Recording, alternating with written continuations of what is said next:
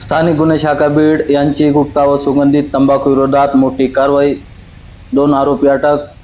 35 लाख रुपयाचा गुटखा जप्त।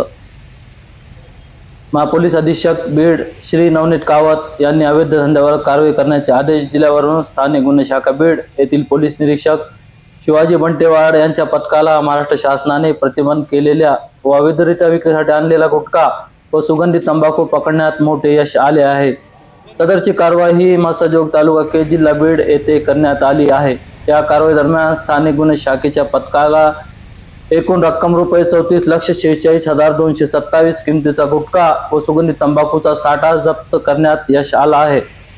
महाराष्ट्र शासनाने गुटखा व सुगंधित तंबाखूच्या विक्रीवर संपूर्ण बंदी घातली असताना पण आरोपी नामे रोहित आसाराम देशमुख वय 35 वर्ष राहणार मसाजोग तालुका केज व साहेबराव लिंबू आंधळे वय 45 वर्ष राहणार आंधळ्याची वाडी तालुका केज जिल्हा बीड यांनी संतचे ताब्यात बाळगल्याने तो जप्त करण्यात आला आहे। स्थानिक गुन्हे शाखेच्या अधिकाऱ्यांनी व अंमलदारांनी वरील आरोपी विरुद्ध पोलीस स्टेशन केज येथे गुन्हा दाखल केला असून पुढील तपास पोलीस स्टेशन केज येथील अधिकारी हे करत आहेत। या कारवाईमुळे जिल्ह्यात गुटखा व सुगंधित तंबाखू अवैध विक्री रोखण्यासाठी मोठा हातभार लागणार आहे।